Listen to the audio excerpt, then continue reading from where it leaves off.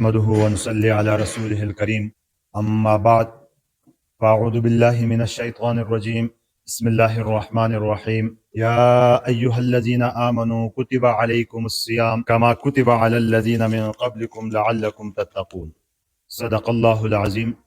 میرے محترم بھائیو، بزرگوں اور دوستو، رمضان المبارک کا اہم مہینہ اور اس کی اہم ساعات اللہ نے نصیب فرمائی ہیں۔ جتنے اعمال، جتنی نیکیاں ہو رہی ہیں، ان پر اللہ کا شکر ادا کرنا ہے، کیونکہ اللہ اپنے دشمنوں کو کبھی بھی نیکی کی توفیق نہیں دیتا۔ جس کو اللہ اپنے آپ سے دور رکھنا چاہتا ہے اس کو نیکی کی توفیق نہیں ملتی، وہ برائیوں ہی کی طرف بڑھتا ہے، برے کام، غلط کام، گناہ کا کام کر کے خوش ہوتا ہے، اور وَزَيَّنَ لَهُمُ الشَّيْطَانُ أَعْمَالَهُمْ، پھر ان کے ان گناہوں کو شیطان خوبصورت بنا کر پیش کرتا ہے۔ یہ بندہ کوئی غلط کام بھی کرے تو اس کو غلط نہیں کہتا، پھر کہتا یہ تو ہونا چاہیے، دنیا چل رہی ہے ایسے، لوگ کر رہے ہیں ایسے، تو شیطان ان کو اس قسم کی پٹی بڑھاتا ہے کہ ان غلط کاموں کو خوبصورت اور مزین کر کے پیش کرتا ہے، اور یہ اس پر مطمئن اور خوش رہتا ہے۔ جس کو توفیق اللہ نیکی کی دیتا ہے تو اس کا مطلب یہ ہے کہ اس بندے کی طرف اللہ اپنی رحمت کے ساتھ متوجہ ہے۔ اب اس کو فاستبقوا الخیرات، نیکی کے کاموں میں اور آگے بڑھنا ہے، اور جہاں کہیں کمی کوتاہی نظر آئے اپنے اعمال میں تو اس پر استغفار ہے، توبہ ہے۔ اللہ نے دروازہ کھلا رکھا ہے، کمی کوتاہی سے تو ایک انبیاء علیہ السلام معصوم ہے، ان کی حفاظت کی گئی ہے، باقی تو کوئی گناہ سے خالی نہیں ہوتا، کسی نہ کسی درجے میں کوتاہی ہوتی ہی رہتی ہے۔ اس پر دلیل نہیں دینی کہ یہ غلطی مجھ سے ہوئی ہے تو میں نے اچھا کیا، اس پر دل میں شرمندگی ہونی چاہیے، اللہ سے معافی مانگنی ہے، اللہ معاف فرمانے والے ہیں۔ تو جو اعمال ہم سے ہو رہے ہیں، جتنے عمل کی توفیق ہمیں مل رہی ہے، اس عمل پر اللہ کا شکر ادا کریں، اور جتنی کمی کوتاہی ہوتی ہے اس پر استغفار کریں۔ انشاءاللہ تعالی ہمارے رمضان ہی کے نہیں، پوری زندگی کے اعمال اللہ کے ہاں مقبول ہوں گے انشاءاللہ۔ میرے محترم بھائیو، بزرگوں اور دوستو، نبی علیہ السلام کے بارے میں اس مہینے اور رمضان اور پوری زندگی کے بارے میں آتا ہے کہ کان اجود الناس، حضور نبی اکرم صلی اللہ علیہ وسلم لوگوں میں سب سے زیادہ سخی تھے، سخاوت کی انتہا تھی۔ اور جب رمضان کا مہینہ آتا تو کالریح المرسلہ، حدیث پاک میں آتا ہے کہ سمندر بن جاتے ہیں سخاوت کے، جیسے ہوا چل رہی ہے، ہر جگہ ہر ایک تک پہنچتی ہے، اس طرح کی سخاوت کا ایک دریا بن جاتے تھے حضور صلی اللہ علیہ وسلم۔ کیوں نہ ہو کہ یہ مہینہ ہی ایسا ہے کہ اس میں ہر نیک عمل بڑھا چڑھا کے لکھا جاتا ہے، کوئی نفلی عمل فرض کے برابر، کوئی فرض 70 فرائض کے برابر اس کو نیکی ملتی ہے۔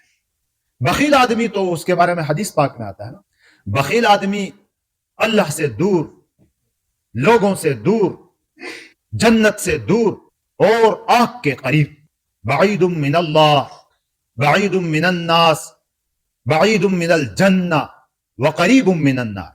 سخی اس کے بارے میں آتا ہے اللہ کے نزدیک، بندوں کے نزدیک، جنت کے قریب اور جہنم سے دور۔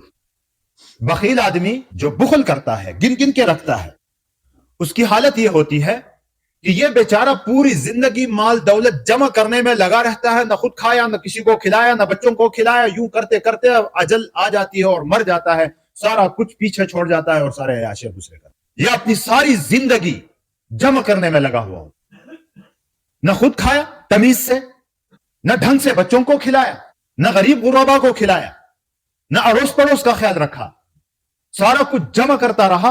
اور کتنی بدبختی کی بات ہے کہ قیام کھائے گا کوئی اور، ابھی اڑائے گا کوئی اور اس کی دولت، اور بدبختی یہ ہے کہ قیامت کے دن حساب اس کو دینا پڑے، ان تمام دولت کا حساب اس کو دینا پڑے۔ قرآن پاک میں ایک واقعہ آتا ہے، یہ واقعات قرآن کے کوئی قصہ کہانیاں نہیں ہوتی کہ ہم مزے لے لیں اور سنیں بس ختم، جیسے پرانے زمانے میں ہوتا تھا نا، یوسف زلیخا کا قصہ، اور اس میں ہزاروں طرح کی چیزیں آپ کی طرف سے ملائی، کسی کو عاشق بنایا، کسی کو معشوق بنایا، اور پھر یوں ایک قصہ چلتا جس کو آپ اپنی زبان میں لوک کہانی یا شلوکا کہتے ہیں، یہ کوئی ایسی کہانیاں نہیں ہوتی.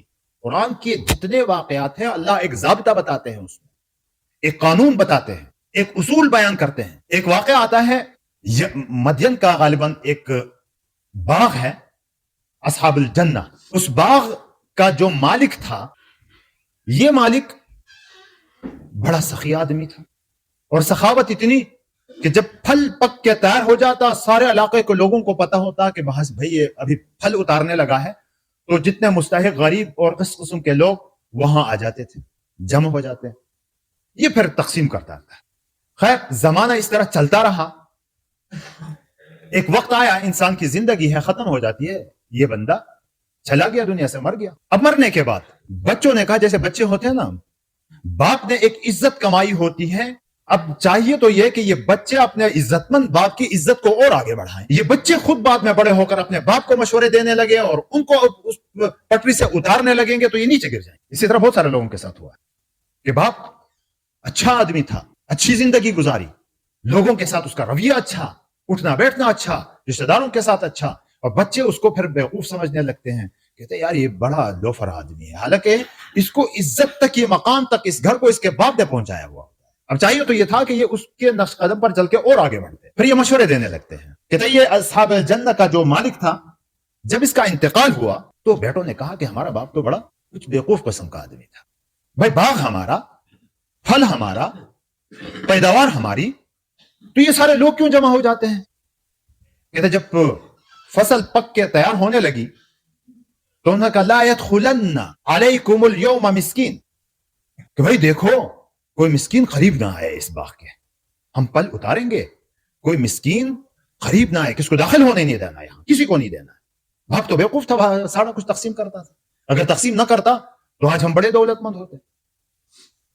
اللہ رب العزت فرماتے ہیں اچھا اب اس نے کیا کیا؟ انہوں نے کہا کہ کسی کو پتہ بھی نہیں چلے گا، صبح اندھیر منہ ہم جائیں گے، اندھیرے میں جا کر وہاں سے پھل اتار کے بس بیچیں گے، گھر لائیں گے، بس اپنا دولت ہے جمع کریں گے اپنی دولت. اللہ رب العزت فرماتے ہیں کہ صبح جب یہ لوگ وہاں گئے تو کچھ بھی نہیں تھا، باغ میں باغ ہی نہیں تھا.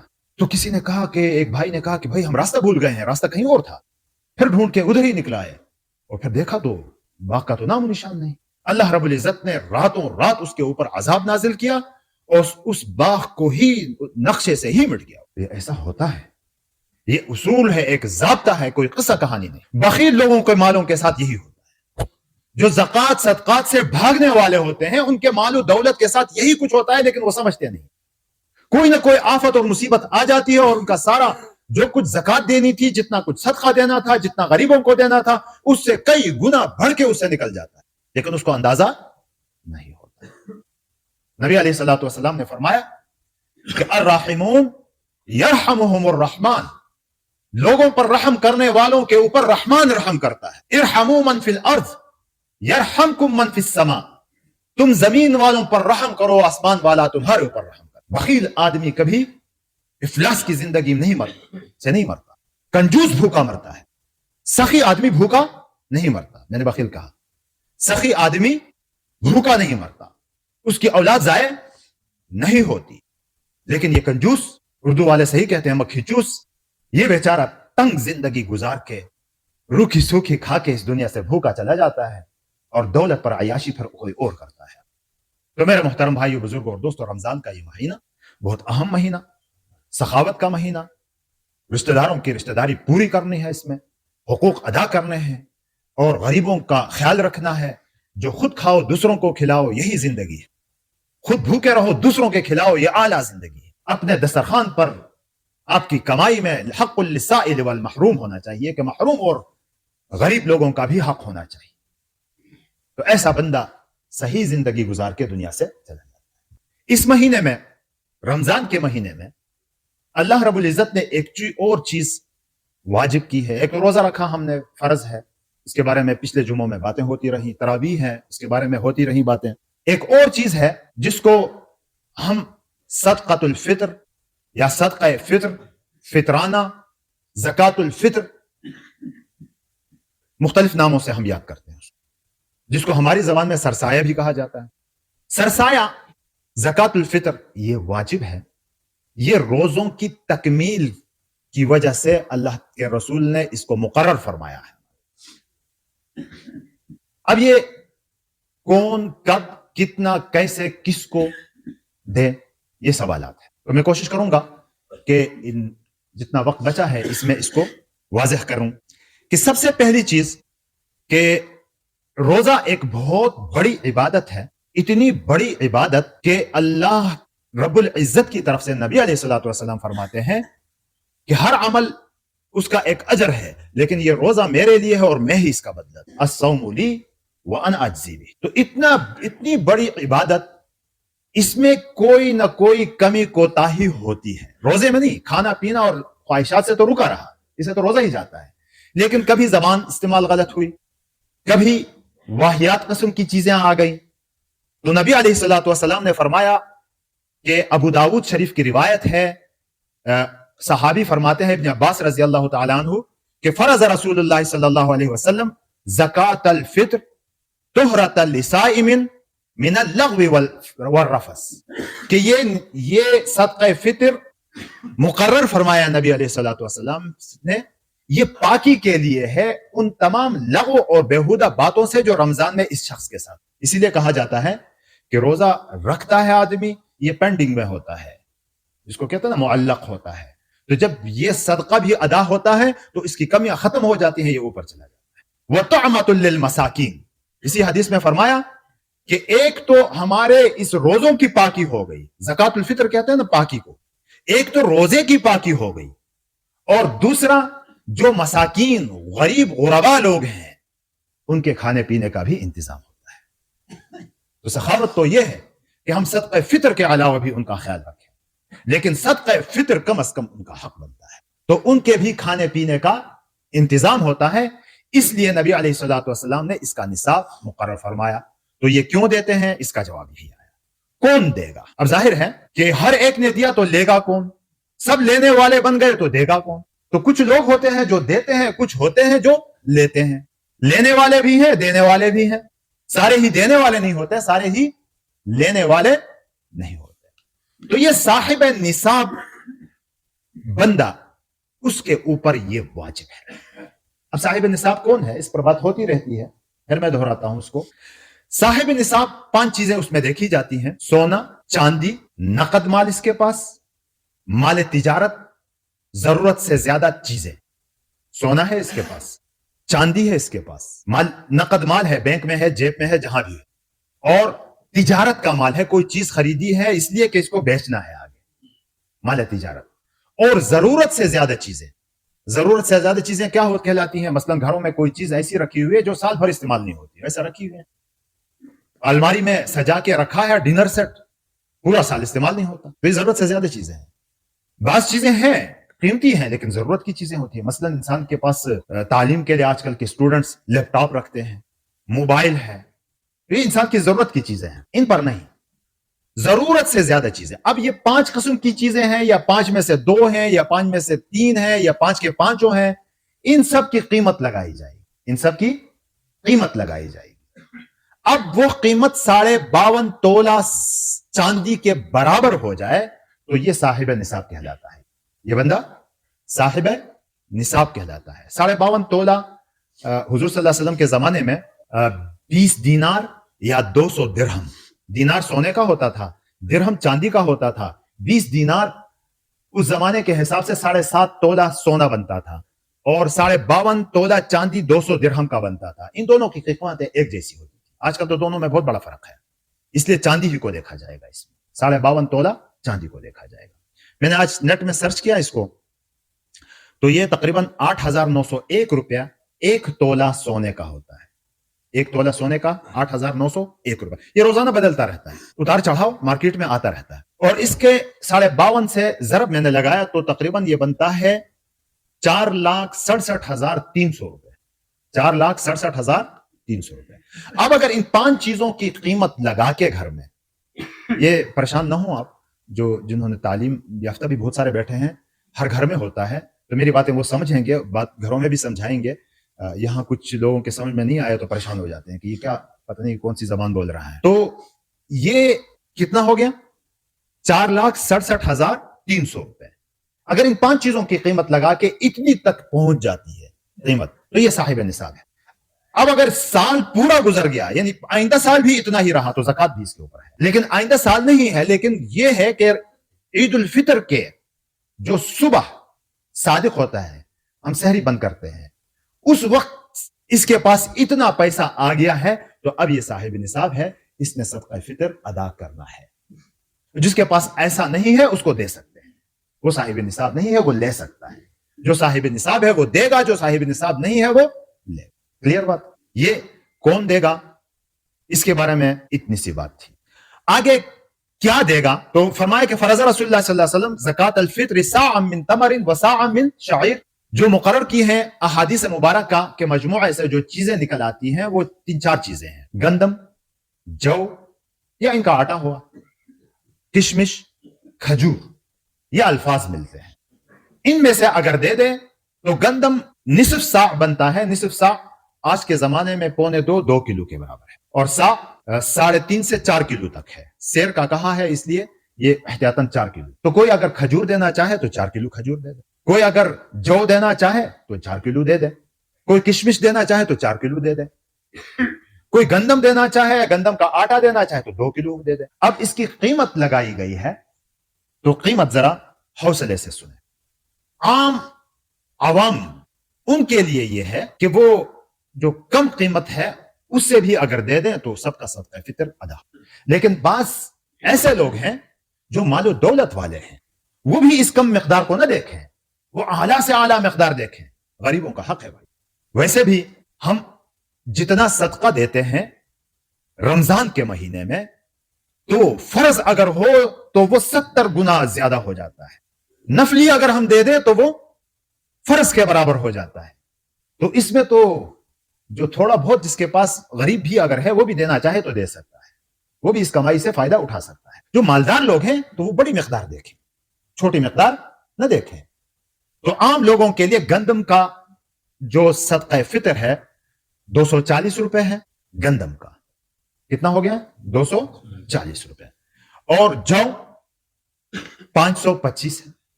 भाई थोड़े से मालदार हैं तो जौ का दे दे 525। किशमिश मार्केट रेट के मुताबिक 2,800 रुपए यानी 2,800 रुपए आ गए। कितने आ गए? 2,800 रुपए। पनीर वाले भी यहां बैठे हैं, बहुत सारे नजर आ रहे हैं, तो वो 3,500 रुपए दे दे एक बंदे के, 3,500 रुपए। और खजूर 1,575 रुपए। ये मार्केट रेट मुकर्रर करके चतराल के उलमा ने, हम सब ने आपस में राब्ता किया इस बारे में और सारा कुछ मालूम किया, तो ये रेट मुकर्रर है। तो ये सदका फितर की मिकदार है। कितनी देंगे? हाँ जी 240 सबको याद रहेगा इंशाल्लाह। तो 240 कम अज कम है, और उससे ज्यादा किशमिश का जो देना चाहे दे दें भाई, ये अच्छी बात है। 525 रुपए है। और पनीर 3,500 रुपए है। किशमिश का 2,800 है। किशमिश का 2,800, 525 जौ का है। खजूर 1,575 रुपए। ये है जो जितना देना चाहे, जितना कमाना चाहे, भाई रास्ते खुले हुए हैं। ये कब देगा तो इसके बारे में भी, किस वक्त देगा तो ईद की नमाज से पहले पहले देना है इसको, बाद में फिर कज़ा है। ईद की नमाज से पहले पहले। अगर रमजान ही में दे दें, अभी से दे दें, तो लोग अपने इंतजामात भी करेंगे, ये ज्यादा बेहतर है। किसकी तरफ से दे दे? बंदा अपनी तरफ से दे दे और अपनी नाबालिग औलाद की तरफ से, अपनी तरफ से और अपनी नाबालिग औलाद की, ये वाजिब है। नाबालिग औलाद वो बच्चा भी जो ईद के दिन सुबह सादिक से पहले पहले जो बच्चा पैदा हुआ उसका भी है, उसके बाद पैदा हुआ तो फिर उसका। तो अपनी तरफ से और अपनी नाबालिग औलाद की तरफ से। बालिग की तरफ से भी दे दे तो मुस्तहब है, अच्छा है, उनको बता दे। बीवी की तरफ से दे दे तो देना चाहिए, बीवी हमारे घरों में बैठी हुई है, फर्ज वाजिब नहीं है हमारे ऊपर, लेकिन देना चाहिए। किस किस को दे दे? तो ये वही मसारिफ हैं जो ज़कात के हैं। ज़कात के जो मसारिफ हैं वही है। मसलन वो क्या है, लेकिन वो साहिब निसाब नहीं होते। फुकरा है, फुकरा वो लोग कहलाते हैं जिनके पास कुछ भी नहीं होता है। मसाकीन, जिनको जरूरत की चीजें उनके पास नहीं होती। मुअल्लफतुल कुलूब और रिकाब, ये तो आज के जमाने में नहीं है। गारिम, कर्जों में डूबा हुआ बंदा है, बज़ाहिर जिंदगी अच्छी है लेकिन कर्जों में डूबा हुआ है, उसको भी दे सकते हैं। फी सबीलिल्लाह, तबलीग में कोई जा रहा है उसको दे दो, मदरसे में कोई है उसको दे दो, जिहाद में कोई जा रहा है उसको दे दो।